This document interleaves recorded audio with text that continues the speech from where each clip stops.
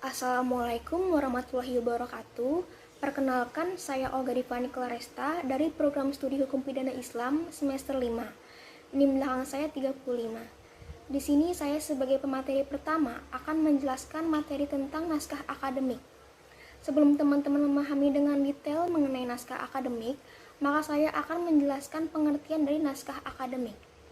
Naskah akademik adalah naskah hasil penelitian atau pengkajian hukum dan hasil penelitian lainnya terhadap suatu masalah tertentu yang dapat dipertanggungjawabkan secara ilmiah mengenai pengaturan masalah tertentu dalam suatu rancangan peraturan daerah sebagai solusi terhadap permasalahan dan kebutuhan hukum masyarakat.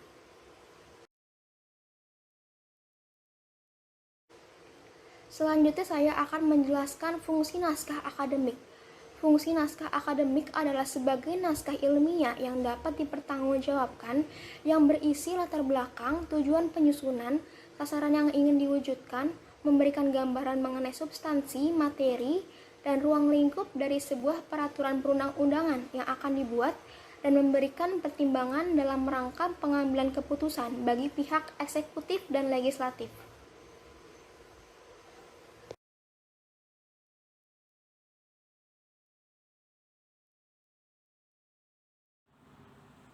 Saya Maisy Melani akan membahas mengenai sistematika naskah akademik.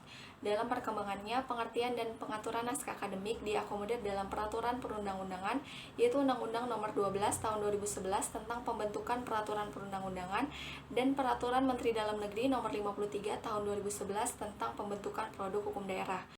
Kemudian sistematika naskah akademik yang diatur dalam Undang-Undang Nomor 12 Tahun 2011 tentang pembentukan peraturan perundang-undangan, yaitu yang pertama ada judul, kemudian kata pengantar, daftar isi.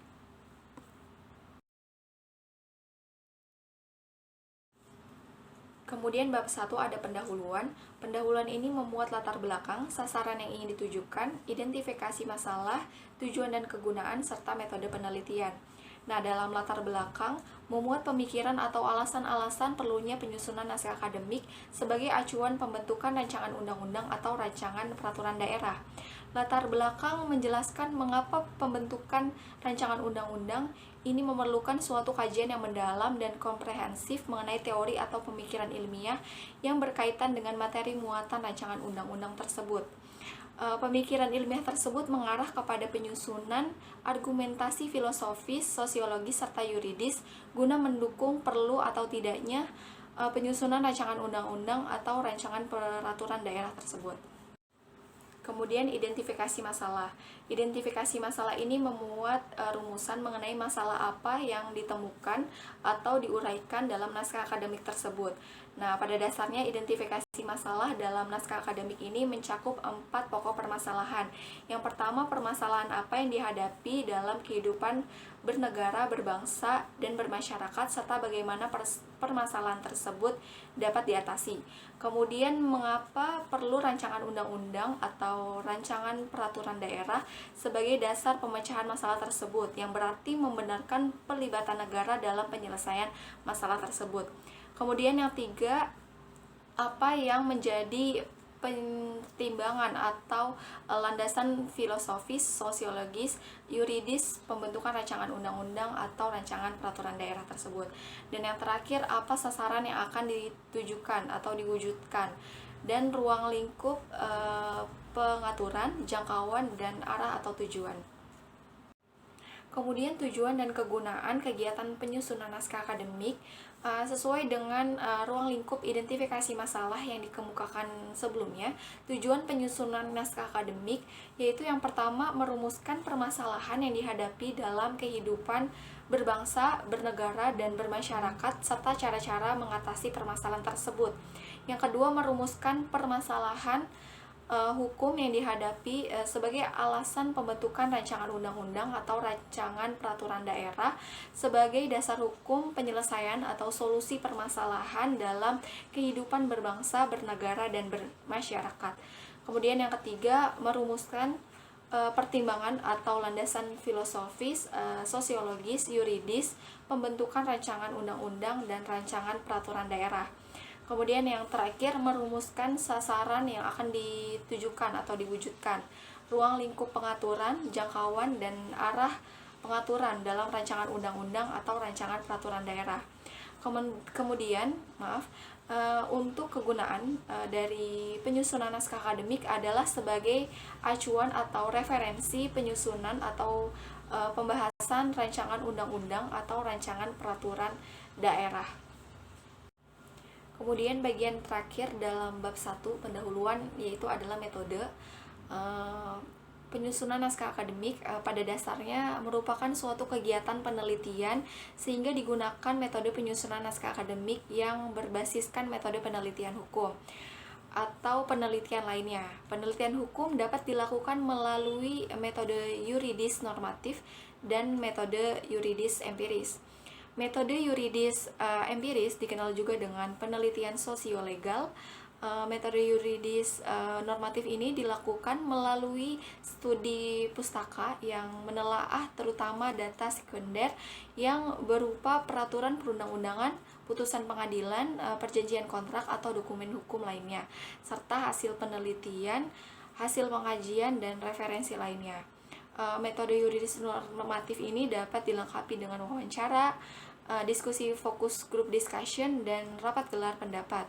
Kemudian untuk metode yuridis empiris atau sosiolegal adalah penelitian yang diawali dengan penelitian normatif dan penelaahan terhadap peraturan perundang-undangan normatif yang dilanjutkan dengan observasi yang mendalam serta penyebarluasan kuesioner untuk mendapatkan data faktor non-hukum yang terkait dan yang berpengaruh terhadap peraturan perundang-undangan yang diteliti.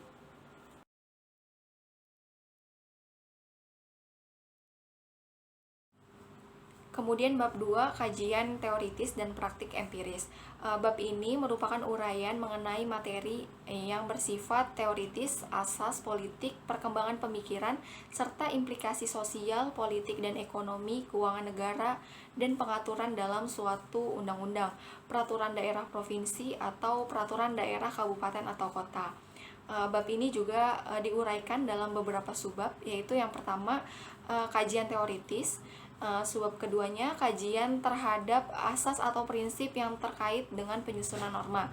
Analisis terhadap penentuan asas-asas ini juga diperhatikan berbagai aspek bidang kehidupan terkait dengan perundang-undangan yang akan dibuat yang berasal dari hasil penelitian. Yang ketiga, kajian terhadap praktik penyelenggaraan, kondisi yang ada, serta permasalahan yang dihadapi masyarakat.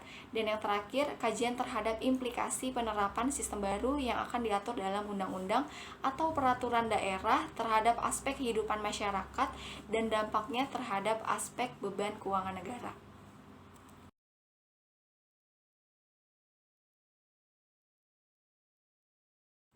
Kemudian bab 3, evaluasi dan analisis peraturan perundang-undangan terkait. Kajian terhadap peraturan perundang-undangan ini dimaksudkan untuk mengetahui kondisi hukum atau peraturan perundang-undangan yang mengatur mengenai substansi atau materi yang akan diatur. Dalam kajian ini akan diketahui posisi dari undang-undang atau peraturan daerah yang baru. Analisis ini dapat menggambarkan tingkat sinkronisasi, harmonisasi peraturan perundang-undangan yang ada, serta posisi dari undang-undang dan peraturan daerah untuk menghindari terjadinya tumpang tindih peraturan. Hasil dari penjelasan atau uraian ini menjadi bahan bagi penyusunan landasan filosofis dan yuridis dari pembentukan undang-undang, peraturan daerah, provinsi, atau peraturan daerah kabupaten atau kota yang akan dibentuk.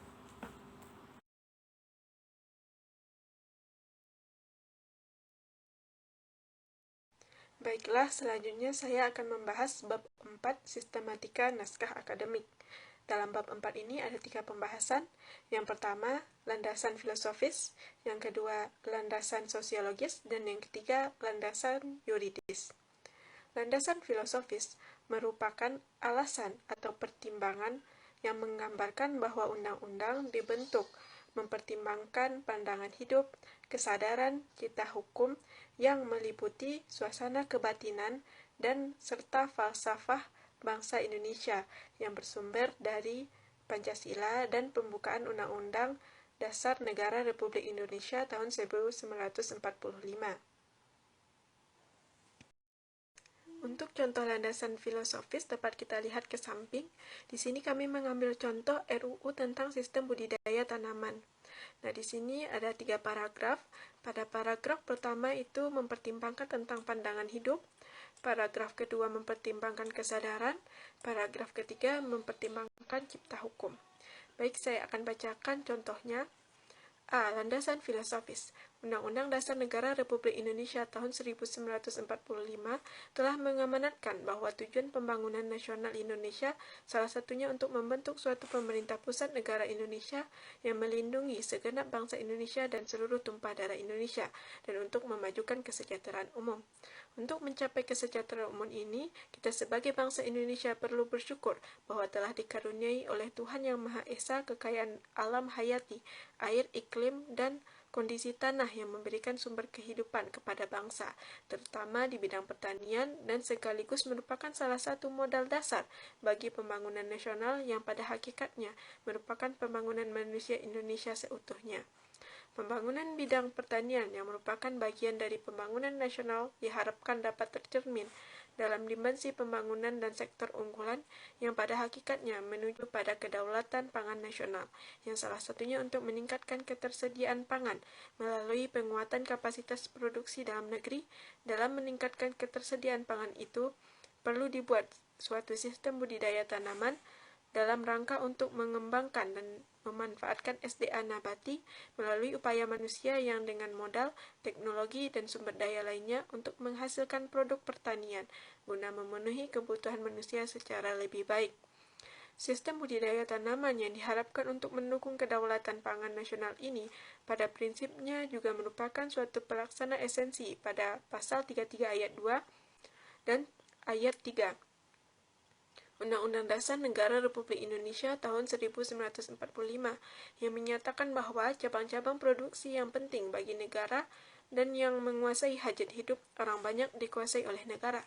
Bumi dan air dan kekayaan alam yang terkandung di dalamnya dikuasai oleh negara dan dipergunakan untuk sebesar-besar kemakmuran rakyat. Dan di sini nih dapat kita lihat bahwa landasan filosofis ini mempertimbangkan pandangan hidup, kesadaran, dan cipta hukum yang memiliki suasana kebatinan serta falsafah kebangsaan Indonesia yang bersumber dari Pancasila dan pembukaan Undang-Undang Dasar Negara Republik Indonesia tahun 1945. Yang kedua, landasan sosiologis. Landasan sosiologis merupakan pertimbangan atau alasan yang menggambarkan bahwa undang-undang yang dibentuk untuk memenuhi kebutuhan masyarakat dalam berbagai aspek. Landasan sosiologis sesungguhnya menyangkut fakta empiris mengenai perkembangan masalah dan kebutuhan masyarakat dan negara. Landasan sosiologis bersumber dari substansi yang telah dijelaskan di dalam bab 2. Nah, landasan sosiologis ini akan menjadi dasar penyusunan salah satu considerans menimbang atau unsur sosiologis dalam undang-undang yang dibentuk. Nah, adapun contoh dari landasan sosiologis ini dapat kita lihat ke samping. Nah, kami di sini mengambil contoh RUU tentang perubahan atas Undang-Undang Nomor 2 Tahun 2002 tentang Kepolisian Negara Republik Indonesia. Akan saya bacakan contohnya. B. Landasan sosiologis. Kemandirian Polri sejak terpisah dari ABRI pada tanggal 1 April 1999 sebagai bagian dari proses reformasi harus dipandang dan disikapi dengan tahapan untuk mewujudkan Polri sebagai abdi negara yang profesional dan dekat dengan masyarakat. Kemandirian Polri dimaksud bukan untuk menjadikan institusi yang tertutup dan berjalan serta bekerja sendiri, namun tetap dalam kerangka ketatanegaraan dan pemerintah negara kesatuan Republik Indonesia yang utuh. Kemampuan dan kekuatan serta penggunaan kekuatan Polri harus terus ditingkatkan agar dapat mendukung pelaksanaan tugas dan tanggung jawab Polri sebagai pengemban fungsi keamanan dalam negeri. Polri harus mampu menjadi pengayom dan pelayan masyarakat yang selalu dekat dan bersama-sama masyarakat, serta sebagai penegak hukum yang profesional yang selalu menjunjung tinggi supremasi hukum dan HAM, pemelihara keamanan dan ketertiban, serta mewujudkan keamanan dalam negeri dalam suatu kehidupan nasional yang demokratis dan masyarakat yang sejahtera. Nah, dapat kita lihat di sini bahwa undang-undang ini, landasan empiris ini menyangkut kebutuhan masyarakat dalam berbagai aspek. Nah, di sini aspeknya adalah keamanan. Baik.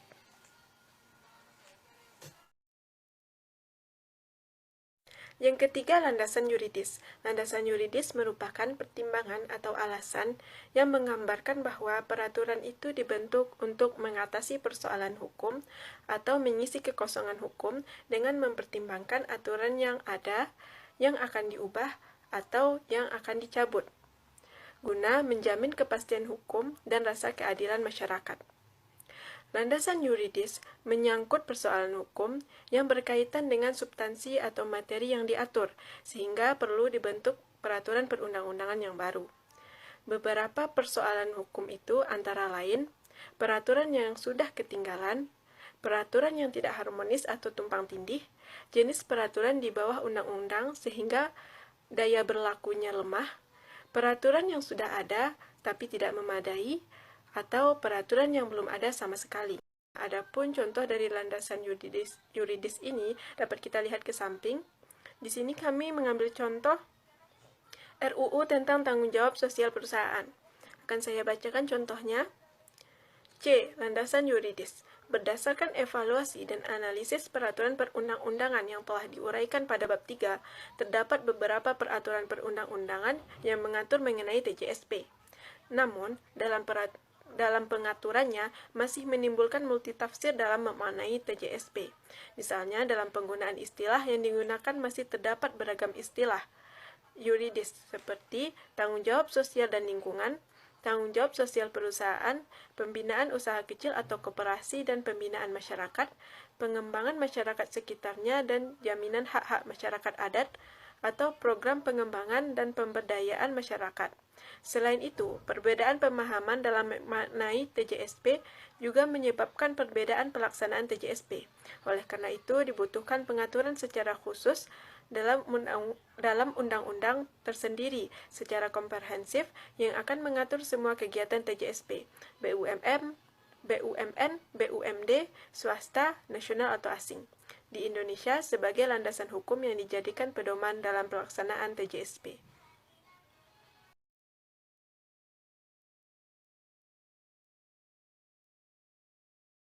Baik, materi selanjutnya saya akan menjelaskan jangkauan, arah peraturan, dan ruang lingkup materi muatan undang-undang. Yang pertama mengenai jangkauan dan arah peraturan. Jangkauan dan arah peraturan, naskah akademik pada akhirnya berfungsi mengarahkan ruang lingkup materi muatan rancangan undang-undang yang akan dibentuk. Ciri khas dari naskah akademik dengan dokumen ilmiah yang bersifat umum terletak pada materi tentang landasan filosofis, sosiologis, dan yuridis, serta mengenai jangkauan, arah peraturan, dan ruang lingkup materi muatan undang-undang. Materi-materi tersebut masih memiliki kesamaan dengan laporan hasil penelitian pada umumnya.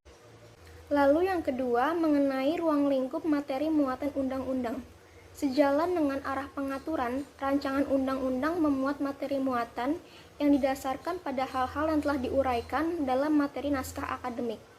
Uraian mengenai ruang lingkup materi muatan pada dasarnya mencakup ketentuan umum, materi yang akan diatur, ketentuan sanksi, dan ketentuan peralihan. Ketentuan umum menguraikan pengertian dari istilah yang digunakan dalam undang-undang yang dibentuk. Sedangkan materi muatan yang diatur diuraikan secara sistematis sesuai dengan rancangan sistematika rancangan undang-undang. Uraian substansi dituangkan secara jelas dan lengkap dalam bentuk narasi sehingga dapat mempermudah dalam perumusan norma sesuai dengan teknik perancangan undang-undang. Uraian juga diperkuat dengan alasan dan argumentasi dari setiap materi muatan yang akan diatur dalam rancangan undang-undang.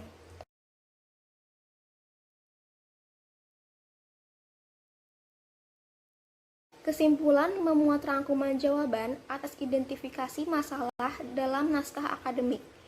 Simpulan dituangkan dalam bentuk tabulasi. Saran memuat antara lain, yang pertama, perlunya pemilahan substansi naskah akademik dalam suatu peraturan perundang-undangan atau peraturan perundang-undangan di bawahnya. Yang kedua, rekomendasi tentang skala prioritas penyusunan rancangan undang-undang dalam program legislasi nasional. Yang ketiga, kegiatan lain yang diperlukan untuk mendukung penyempurnaan penyusunan naskah akademik lebih lanjut. Baik, saya akan menjelaskan contoh naskah akademik rancangan undang-undang kepolisian. Simpulan, berdasarkan uraian pada bab sebelumnya, diperoleh beberapa kesimpulan sebagai berikut. Pertama, teori dan praktik empiris mengenai penyelenggaraan kepolisian. Penguatan Polri sebagai alat negara yang menjaga keamanan dan ketertiban masyarakat. Penyempurnaan fungsi, tugas, dan wewenang Polri untuk meningkatkan kemampuan dan kualitas sumber daya manusia Polri, kinerja, profesionalitas, penegakan hukum yang berperspektif, hak asasi manusia, maupun aspek transparansi dan akuntabilitas kelembagaan. Sebagai upaya untuk melakukan reformasi kelembagaan, meningkatkan dukungan terhadap pelaksanaan kinerja Polri, dan memperkuat pengawasan terhadap Polri.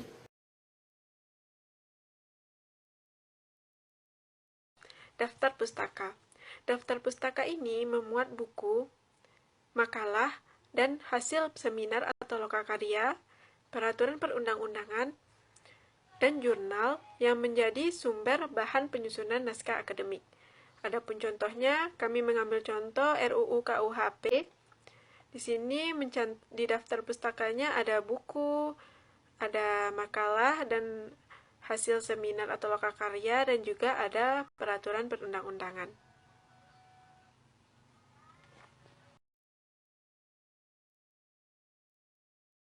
Lampiran. Lampiran merupakan dokumen tambahan yang ditambahkan atau dilampirkan kepada dokumen utama. Untuk naskah akademik, lampirannya sendiri adalah RUU-nya. Jadi setiap naskah akademik itu berbeda-beda lampirannya tergantung dengan RUU-nya.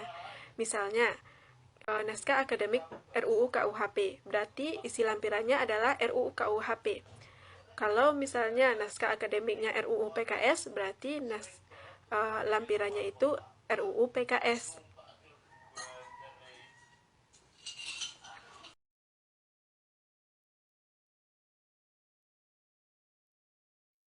Bismillahirrahmanirrahim. Assalamualaikum warahmatullahi wabarakatuh. Saya akan menjelaskan penjelasan mengenai sistematika penyusunan naskah akademik sebagaimana tertulis dalam Undang-Undang Nomor 12 Tahun 2011 tentang pembentukan peraturan perundang-undangan terhadap naskah akademik rancangan undang-undang tentang sumber daya air. Di dalam naskah akademik tersebut terdapat yang pertama ada judul. Judul tersebut bertuliskan naskah akademik rancangan undang-undang tentang sumber daya air yang disusun oleh Dewan Perwakilan Rakyat Republik Indonesia. Setelah itu ada kata pengantar.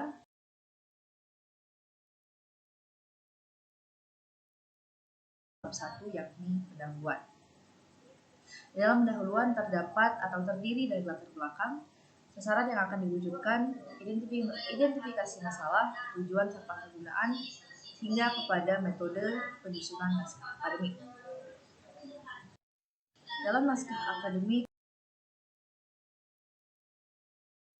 Dalam naskah akademik rancangan undang-undang tentang sumber daya air telah dituliskan mengenai gagasan-gagasan filosofis mengenai air merupakan karya Tuhan yang Maha Esa yang diperuntukkan kepada makhluk hidup untuk berkembang dan beraktivitas pada kehidupan normalnya, di mana sejak awal kehidupan makhluk hidup terutama manusia telah memanfaatkan air untuk kelangsungan hidupnya, bahkan mutlak dibutuhkan oleh manusia sendiri. Setelah itu terdapat gagasan-gagasan politis yang berisikan tentang putusan Mahkamah Konstitusi nomor 85 tahun 2015 yang berisikan amar juga tentang pengujian atau judicial review terhadap Undang-Undang nomor 7 tahun 2004 yang sudah tidak diberlakukan lagi. Namun, di dalam latar belakang naskah akademik rancangan undang-undang tentang sumber daya air ini tidak kami temukan mengenai gagasan-gagasan atau aspek sosiologis yang mana masuk ke dalam aspek latar belakang.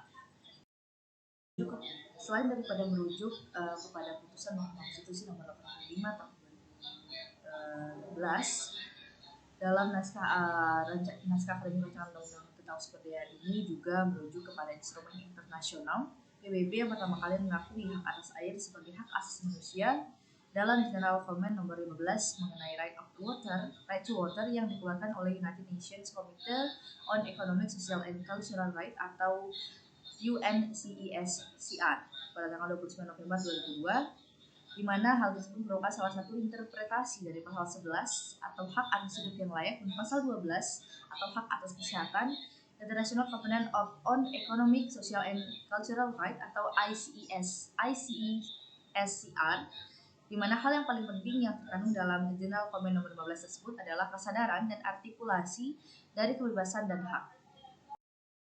Selanjutnya, dalam sejarahnya pengaturan mengenai air di Indonesia tercantum dalam beberapa ketentuan undang-undangan sendiri, yakni Undang-Undang Nomor 5 Tahun 1960, Undang-Undang Nomor 5 Tahun 1967, Undang-Undang Nomor 11 Tahun 1967, Undang-Undang Nomor 11 Tahun 1974, dan Undang-Undang Nomor 7 Tahun 2004 yang sudah tidak diberlakukan lagi.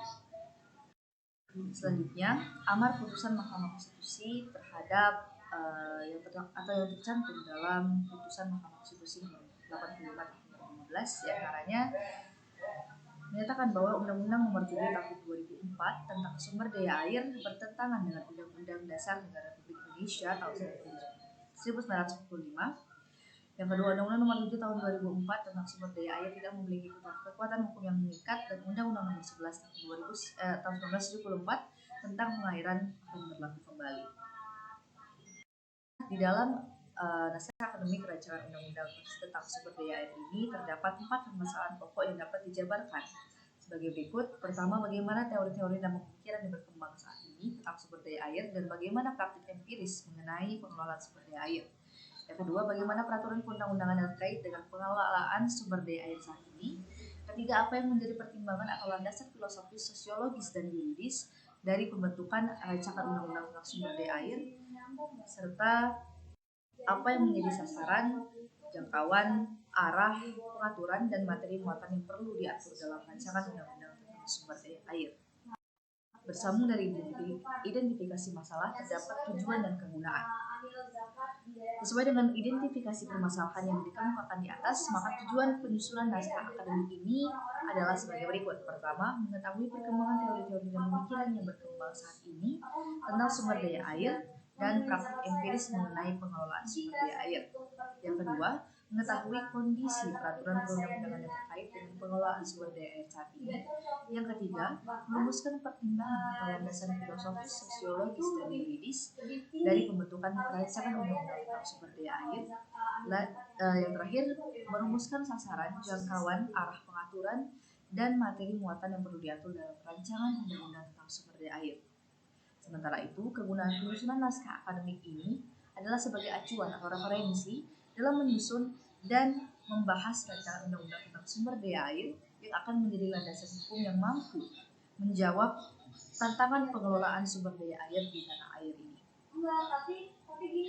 Selanjutnya mengenai metode penyusunan atau metode penelitian daripada naskah akademik.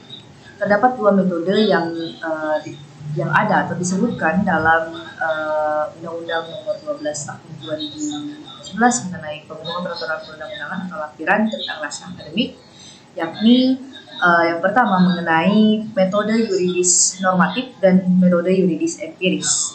Metode yuridis normatif adalah metode dengan menelaah data-data sekunder seperti peraturan perundang-undangan, putusan pengadilan, perjanjian, kontrak, penelitian, hingga pada hasil pengkajian. Sementara untuk metode yuridis empiris terdapat dalam sesi wawancara, focus group discussion atau FGD, dan rapat dengar pendapat dengan masyarakat.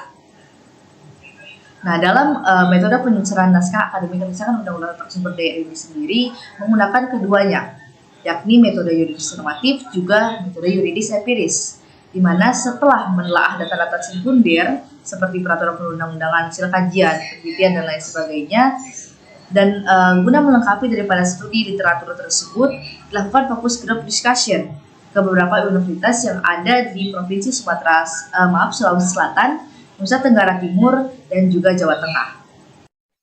Hal tersebut diwujudkan dengan tim Panja RUU tentang sumber daya air Komisi 5 DPR RI mengadakan FGD di Universitas Hasanuddin Makassar pada tanggal 30 Maret 2017 Dan dalam FGD tersebut hadir berbagai kalangan, selain akademisi dari beberapa universitas di Sulawesi Selatan, dari beberapa bidang keilmuan antara lain hidrologi, kehutanan, pertanian, teknik, dan hukum dari Universitas Hasanuddin, Universitas Muslim Indonesia, Universitas Negeri Makassar, seperti Prof. Dr. Syamsul Bahari, SIMH, Profesor Emil Muktamar, Dr. M. Arsyad, MP, Profesor Yusran S. Hum, Dr.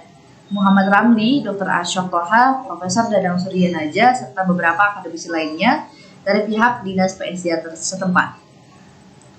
Dan pada tanggal yang sama, 30 Maret 2017, tim Panja RUU tentang sumber daya air yang juga mengadakan FGD di Kupang, Nusa Tenggara Timur. Dalam FGD tersebut, hadir beberapa narasumber dari Universitas Nusa Cendana, Universitas Katolik Widya Mandira, dan Universitas Flores seperti Dr. Insinyur I. Nyoman Mahayasa, MP, Yulis PK Suni, DT, MSc, dan Dr. Insinyur Susilawati Sisila, dan hadir juga kalangan akademisi dari Politeknik Pertanian Negeri Kupang, yang mana masukan dalam FGD tersebut diperkaya oleh audiens yang mewakili dari pihak selain akademisi yang juga hadir pada acara tersebut, termasuk kalangan agamawan, kelompok swadaya masyarakat, dan dinas penduduk setempat. Dan pada tanggal yang sama, 30 Maret 2017, tim Panja RUU tentang sumber daya air yang juga mengadakan FGD di Kupang, Nusa Tenggara Timur.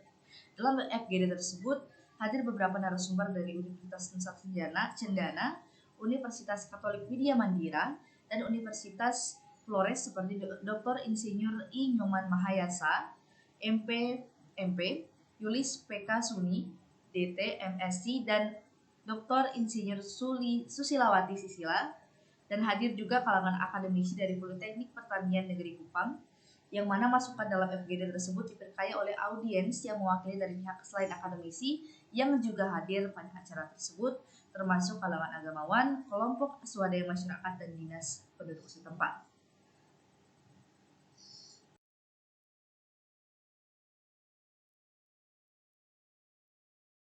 Memasuki bab 2 daripada naskah akademik rancangan Undang-Undang Sumber Daya Air, di mana terdapat subbab kajian teoritis, di mana memuat materi teoritis pertama mengenai pengelolaan sumber daya air, di mana air disebutkan dalam subbab ini adalah sumber kehidupan dan mengambil peran penting dalam menunjang aktivitas manusia dan seluruh makhluk hidup lainnya. Air juga merupakan bagian penting dari sumber daya alam yang merupakan karakteristik unik dibandingkan dengan sumber daya alam lainnya.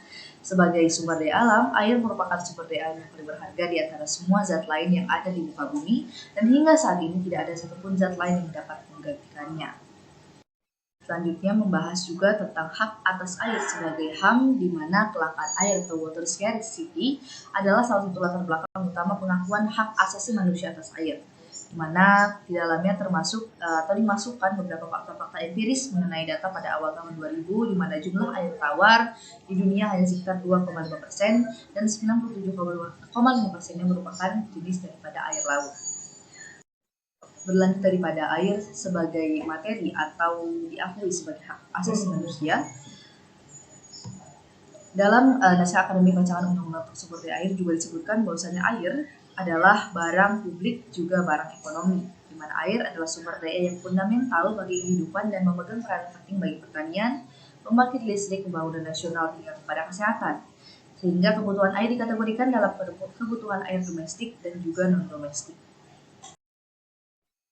Penutup daripada bab kajian teoritis ini adalah mengenai hak menguasai atas air dalam konstitusi yang disebutkan atau dijelaskan dengan negara Republik Indonesia memiliki corak welfare state yang mengutamakan kepentingan seluruh rakyat, yang hal ini dapat dilihat dalam pasal 33 Undang-Undang Dasar Negara Republik Indonesia tahun 1945, di mana kemakmuran masyarakat adalah hal yang diutamakan. Dengan demikian, tugas pemerintah semakin kompleks, dan kecenderungan demikian, maka negara hukum saat ini sudah mengarah kepada satu welfare state, yaitu suatu negara dalam strukturnya juga melaksanakan tugas-tugas kesejahteraan umum yang mengarah pada tujuan negara. Berlanjut pada bab kedua dari atau sebab kedua dari materi kajian teoritis dan praktik empiris, yakni kajian terhadap asas atau prinsip yang terkait dengan penyusunan norma asas dalam naskah akademik Undang-Undang Sumber Daya Air sebenarnya sudah memperhatikan aspek yang merupakan bagian daripada kehidupan seperti asas kemanfaatan umum, asas keterjangkauan, asas keadilan, asas keseimbangan, kemandirian, kearifan lokal, wawasan lingkungan, kelestarian, keberlanjutan, keterpaduan, dan keserasian hingga pada transparansi dan akuntabilitas. Hanya saja kami sebagai tidak menemukan adanya acuan, literatur, atau keterangan dari Badinot atau footnote yang mengenai asas-asas yang bersumber seharusnya memang bersumber atau berasal daripada penelitian-penelitian yang dilakukan dengan pengkajian. Selanjutnya, kajian terhadap praktik penyelenggaraan, kondisi yang ada, serta permasalahan yang telah dihadapi atau sedang dihadapi oleh masyarakat. Dalam naskah akademik rancangan undang-undang Sumber Daya ini telah menjelaskan mengenai kondisi yang ada di Indonesia, yakni Indonesia sebagai negara kepulauan memiliki potensi sumber daya air yang sangat besar dan bahkan menjadi yang terbesar di ASEAN. Selanjutnya juga menjelaskan mengenai masalah yang sedang dihadapi oleh masyarakat, di antara lain pertama konflik penggunaan air dan sumber daya air baik antar sektor dan antar wilayah yang semakin serius. Kedua, kerancuan dan ketidakjelasan pembagian tugas dan wewenang pengelolaan sumber daya air, kinerja prasarana sumber daya air yang ada namun belum optimal, juga semakin terbatasnya data dan informasi sumber daya air baik menyangkut kualitas dan kuantitasnya, serta kurangnya peran serta dari masyarakat itu sendiri. Selanjutnya dalam naskah akademik rancangan undang-undang tentang sumber daya ini juga menjelaskan mengenai praktik komparasi terhadap praktik penyelenggaraan yang terjadi di negara lain seperti Kanada dan juga Belanda. Di Kanada mempunyai produk perundang-undangan yang disebut sebagai Water Act atau Undang-Undang Air. Walaupun judulnya adalah menunjuk air sebagai sebuah entitas besaran, namun dalam batang tubuhnya lebih banyak membahas mengenai pengelolaan sumber daya air. Sementara di kerajaan Belanda juga mempunyai produk perundang-undangan yang disebut sebagai Water Act atau Undang-Undang Air, dan aturan tentang air itu mempunyai tingkatan yang dimulai di antara negara Eropa atau Uni Eropa yang mengatur tentang daerah air sungai yang melintasi beberapa negara. Ada di tingkat nasional yang mengatur perlindungan secara nasional, di tingkat daerah yang mempunyai peraturan khusus di wilayah, dan tingkat kota yang mengatur kanal-kanal, pengairan air, dan pengelolaan dari limbah. Masuk ke dalam sebab terakhir dari bab 2, kajian teoritis dan praktik, yakni mengenai kajian terhadap implikasi penerapan sistem baru yang akan diatur dalam undang-undang atau perda atau peraturan daerah terhadap aspek kehidupan masyarakat dan dampaknya terhadap aspek keuangan negara. Dalam naskah akademik rancangan undang-undang sumber daya air disebutkan pada dasarnya rancangan undang-undang ini disusun dalam era pelaksanaan undang-undang tentang sumber daya air, sehingga dengan ditetapkannya rancangan undang-undang ini menjadi undang-undang nantinya tidak akan menimbulkan sistem baru di dalam pengelolaan sumber daya air. Namun demikian, berdasarkan amanat putusan Mahkamah Konstitusi nomor 85 tahun 2013, maka pengaturan mengenai perwujudan penguasaan air oleh negara akan dipertegas, termasuk pengaturan mengenai perlindungan terhadap hak rakyat atas air. Dan dengan demikian, diharapkan rancangan undang-undang ini nantinya akan bisa lebih melindungi masyarakat dalam pemenuhan kebutuhan terhadap sumber daya air. Selain daripada pengaturan sebagaimana tersebut yang tadi saya telah sebutkan, apabila dibandingkan dengan pengaturan dalam Undang-Undang tentang Sumber Daya Air, pengaturan mengenai tugas dan wewenang pemerintah serta kegiatan pengelolaan sumber daya air tidak mengalami perubahan yang berarti. Dengan demikian, beban keuangan negara yang diperlukan untuk pengelolaan sumber daya air juga tidak mengalami perubahan yang signifikan.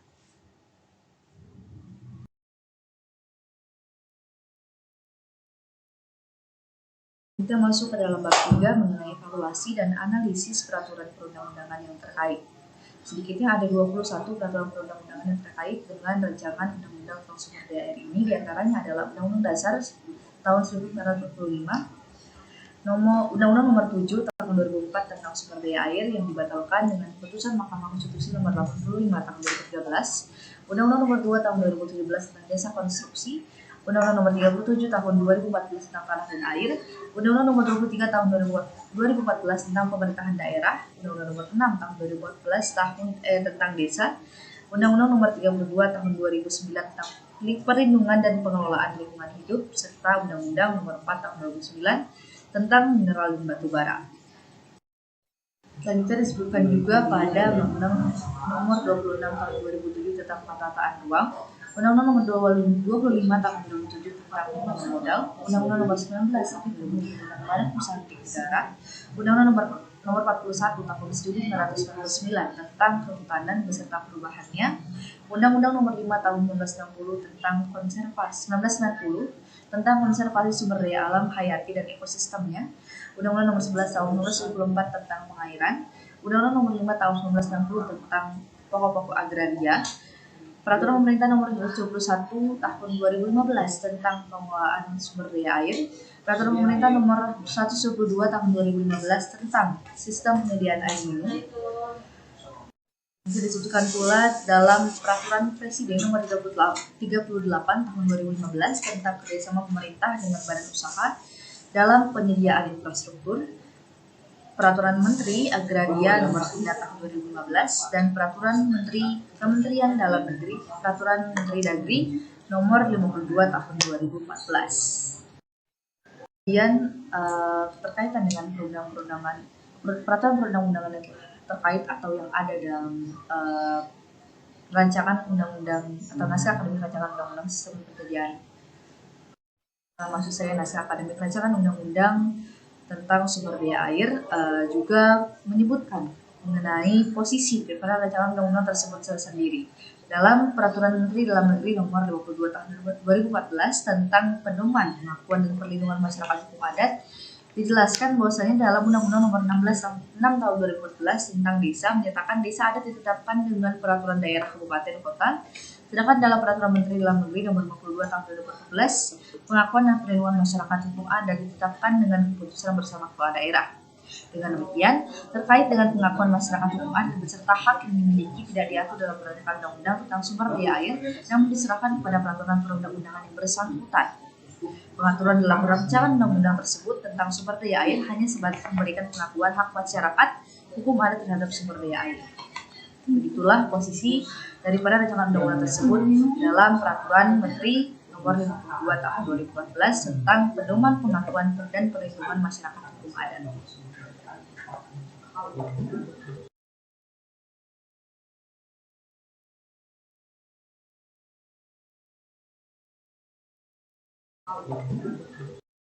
Masuk ke dalam bab 4 mengenai landasan filosofis sosiologis dan biologis. Dalam landasan filosofis, naskah akademik rancangan undang-undang tentang sumber daya air ini telah membahas atau menjelaskan dan mempertimbangkan pandangan hidup yang bersumber dari pembukaan undang-undang, tapi tidak kami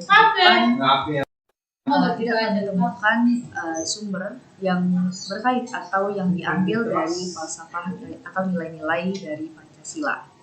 Kemudian untuk landasan sosiologis, rancangan undang-undang ini memang dibentuk untuk menjawab kebutuhan masyarakat atau menjawab putusan Mahkamah Konstitusi Nomor 85 Tahun 2013, tapi tidak kami temukan mengenai fakta empiris perihal perkembangan masalah dan kebutuhan masyarakat dan negara terhadap sumber daya air itu sendiri.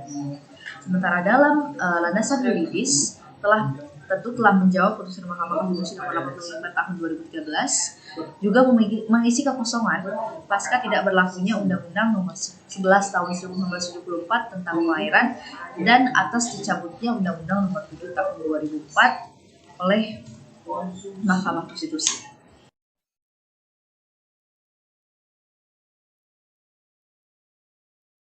Ke bab 5 mengenai jangkauan, arah pengaturan, dan ruang lingkup materi muatan rancangan undang-undang tentang sumber daya air. Pertama, jangkauan dan arah pengaturan rancangan undang-undang.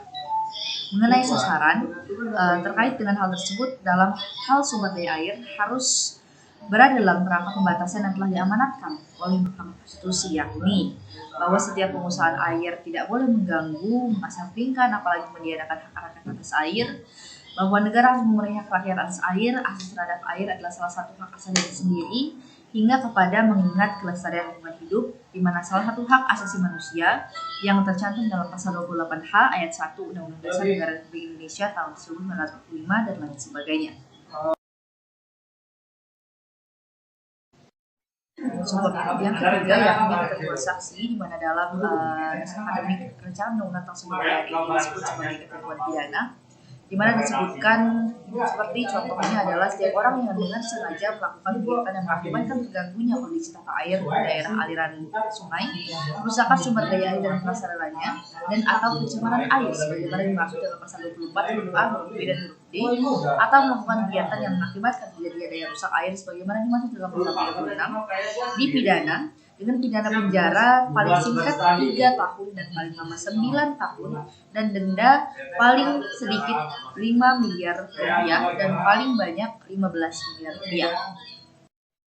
Terakhir, mengenai ketentuan peralihan, di mana memuat penyesuaian pengaturan tindakan hukum atau hubungan hukum yang sudah ada berdasarkan peraturan perundang-undangan yang lama terhadap peraturan perundang-undangan yang baru, yang bertujuan untuk menghindari terjadinya kerusakan hukum, menjamin kepastian hukum, memberikan perlindungan hukum, hingga kepada perubahan ketentuan peraturan perundang-undangan, dan mengatur hal-hal yang bersifat transisional atau bersifat sementara. Nah, ketentuan peralihan dalam rancangan undang-undang ini sendiri mengatur tentang badan usaha yang memiliki izin pengelolaan sumber daya air dan menetapkan sebelum berlakunya undang-undang ini. Izin tersebut dinyatakan tetap berlaku dengan ketentuan sebagai berikut, diantaranya penyesuaian izin dengan ketentuan undang-undang ini bagi badan usaha yang memiliki sisa jangka waktu izin pengelolaan sumber daya air kurang dari 5 tahun, dan pemotongan jangka waktu izin sebesar 1/2 dari sisa jangka waktu izin pengelolaan sumber daya air apabila sisa jangka waktu izinnya lebih dari 5 tahun, untuk kemudian dilakukan penyesuaian terhadap perizinannya. Dalam bab 5 ini sendiri ada satu subbab yang sebenarnya tidak ada dalam sistematika, yakni tentang ketentuan penutup. Nah, dalam naskah akademik rancangan undang-undang tentang sumber daya ini disebutkan pada saat undang-undang ini mulai berlaku, maka Undang-Undang Nomor 11 Tahun 1974 tentang pengairan dicabut dan dinyatakan tidak berlaku, dan semua peraturan pelaksana yang mengatur mengenai sumber daya dinyatakan tetap berlaku sepanjang tidak bertentangan dengan undang-undang ini dan atau belum dikeluarkan peraturan pelaksana baru yang berdasar pada undang-undang ini atau undang-undang tentang sumber daya air.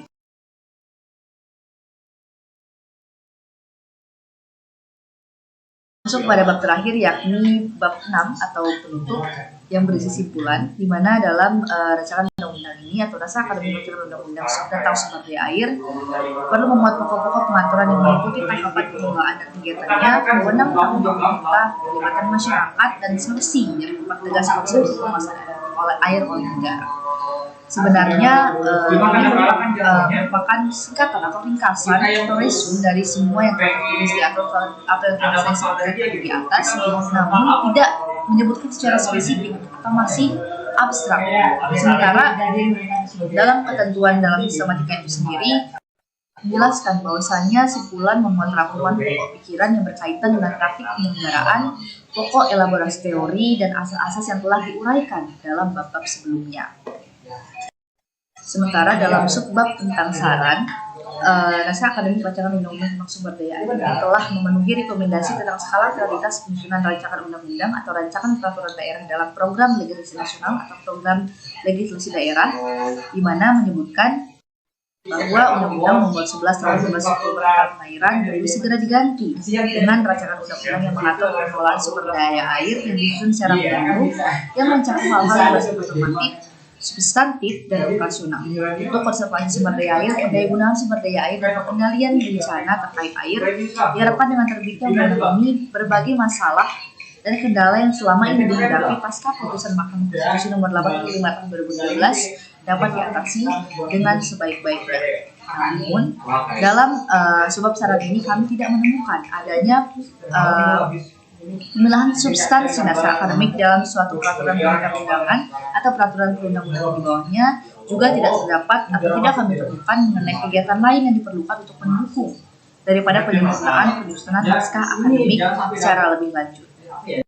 Nanti dalam sistematika yang terdapat dalam Undang-Undang Nomor 12 Tahun 2011 tentang pembentukan peraturan perundang-undangan terdapat daftar pustaka yang memuat buku, peraturan perundang-undangan, dan jurnal yang menjadi sumber bahan penyusunan naskah akademik hingga kepada lampiran rancangan peraturan perundang-undangan. Sayangnya kami tidak menemukan kedua hal tersebut di dalam naskah akademik rancangan undang-undang tentang sumber daya air ini. Sekian kiranya yang dapat saya sampaikan. Terima kasih atas perhatiannya. Assalamualaikum warahmatullahi wabarakatuh.